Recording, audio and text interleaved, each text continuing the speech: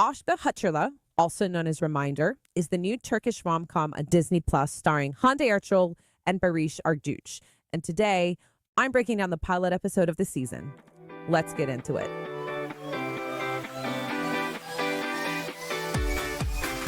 Welcome back to Just Dizis, the podcast where we recap, review, and deep dive into the love stories, the heartbreak, and the wild plot twists of Turkish TV dramas. My name is Marjani, and today I'm recapping episode 1 of Reminder, the new Disney Plus rom-com that reunites the stunning duo of Hande Erçel and Barış Arduç.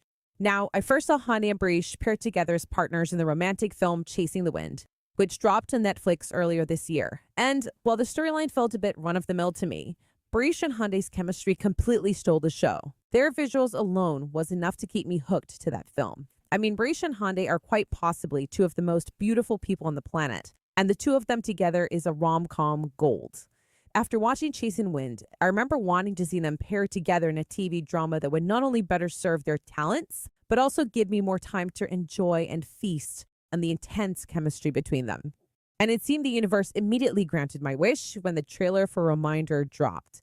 I was practically salivating to see Hande and Barış reunited in a rom-com. So I'm very excited to be breaking down the pilot of this 8-episode season.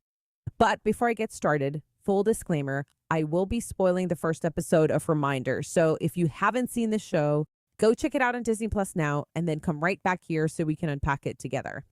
All right. The pilot episode opens with a steamy makeout session between Ganesh, played by Hande, and Denise, played by Barış, in the show. And right away, the show is clearly telling the audience that they're not watching network television in Turkey anymore. There is clearly no censorship here on Disney Plus because this scene was so hot. Barış and Hande have the power to light the sun with their chemistry. In the scene, it seems Ganesh and Denise have snuck out of a party to go and, well, hook up with each other. And as they hungrily undress each other, we see Barış's trademark tattoo on his left arm. Now, if you've ever seen Barış in another show or film, then you're probably very familiar with this intricate tattoo and how sexy it looks on his arm. I mean, this man is so beautiful, but I digress. In the room that Ganesh and Denise are making out in, we see bridal decorations around them, but based on the few lines of dialogue we get from Denise and Ganesh in between kisses, it seems that they're not engaged to each other.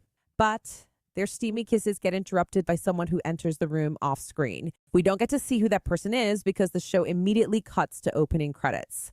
Now, I have to say, this was a very intriguing start to the show. It definitely set the right tone for the series. So at this point, I'm already locked in. After the opening credits, the show jumps back in time a few weeks from that opening scene. And we learn at this point that Ganesh and Denise have actually been broken up for about 6 months.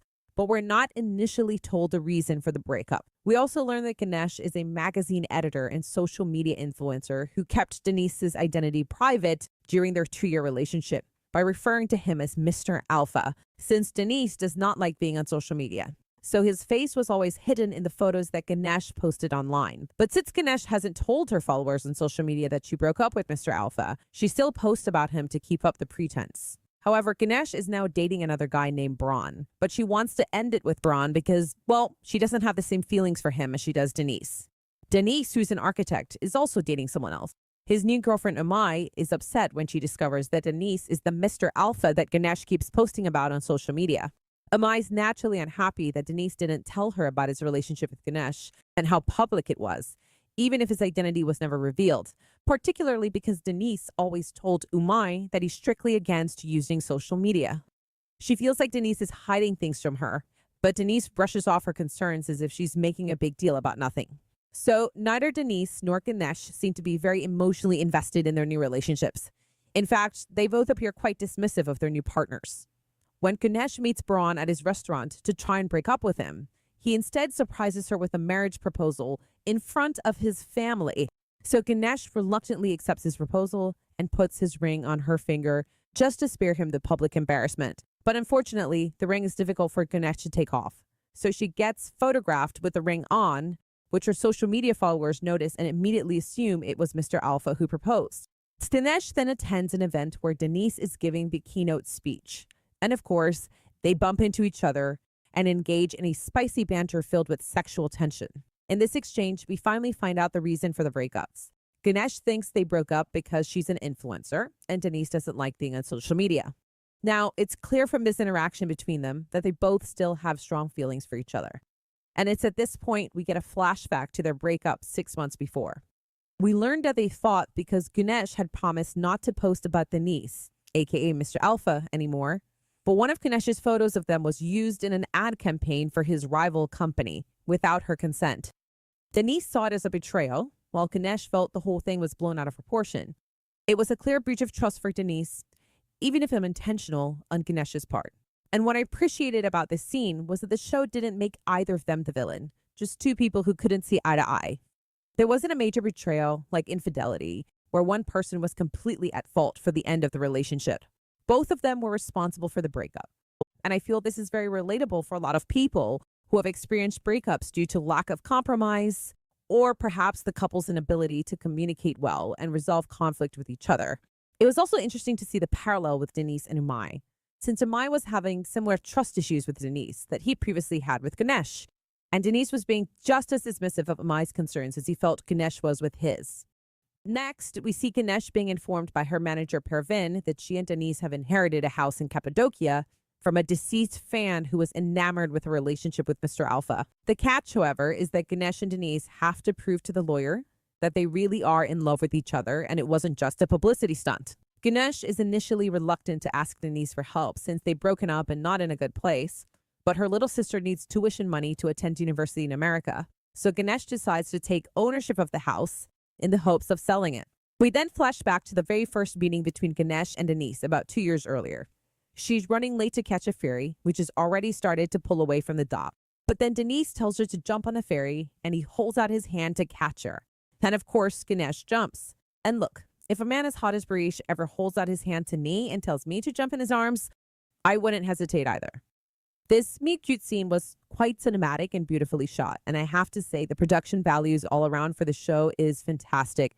They're definitely putting all that Disney Plus money to good use.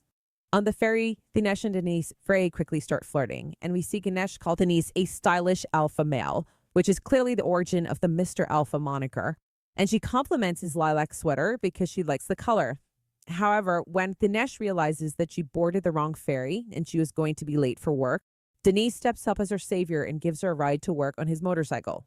Now, side note, I really need to visit Turkey. Watching Denise and Ganesh travel around the beautiful city of Istanbul almost made me book a plane ticket. Now, Denise got Ganesh safely to work, but when it came time for her to return home, she misses the ferry again.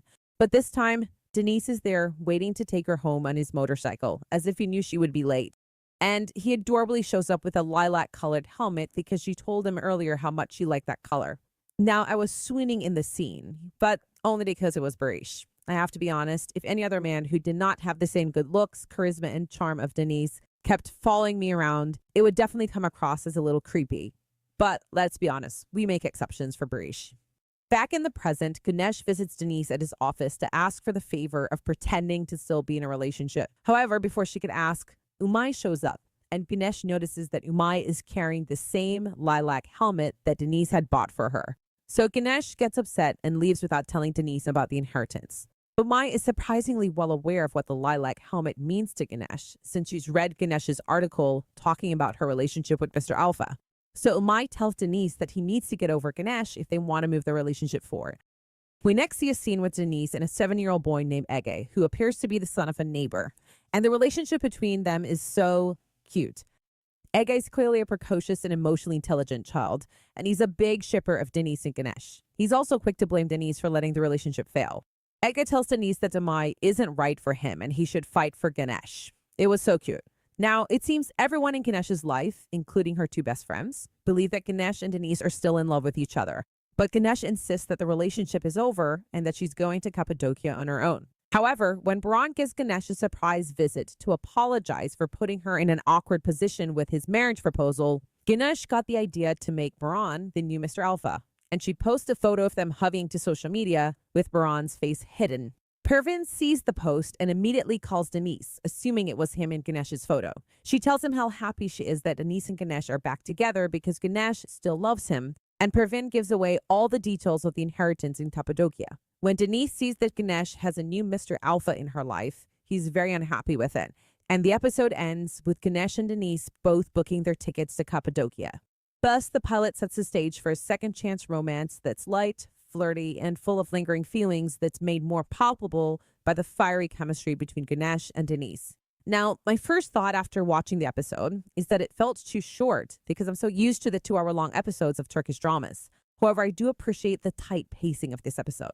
It flowed very well, and it wasn't bogged down by a ton of supporting characters and subplots.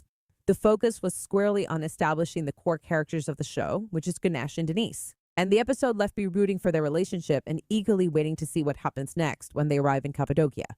With that being said, I am concerned if there's enough emotional stakes to sustain this storyline over 7 more episodes. This pilot felt more like the first half of a lighthearted movie rather than a setup for a full season of a television show. So far, it's clear that Ganesh and Denise still love each other, and everyone in their lives is supportive of their relationship, except for Baran and Umay, of course. So at this point, it just doesn't seem like there's a major source of conflict or obstacles in the way of them getting back together, beyond their inability to overcome their communication and trust issues. I don't view Baran and Umay as even remotely a threat to Ganesh and Denise rekindling their romance. So I'm interested in seeing how the storyline will unfold over the course of the next 7 episodes. And I expect there will be new characters introduced to propel the storyline forward. Now, I've intentionally not seen any trailers for the upcoming episodes, so I'll be going into the rest of the season blind. I also won't be recapping every episode of the season on this podcast. Instead, I'll just wait to finish all the episodes and then release a full season review later on. I believe the last episode of the season is scheduled for July 23rd, so look out for my full season review shortly after. So that's it for this episode of Just Dizis. If you're watching on YouTube, drop your thoughts on the pilot episode in the comments below, but please, no spoilers for the rest of the season. And if you love this recap, don't forget to like, subscribe, and share it with your fellow Dizzy fans. You can also find Just Dizis on Apple Podcasts, Spotify, or your preferred podcast platform. And they'll catch you next time.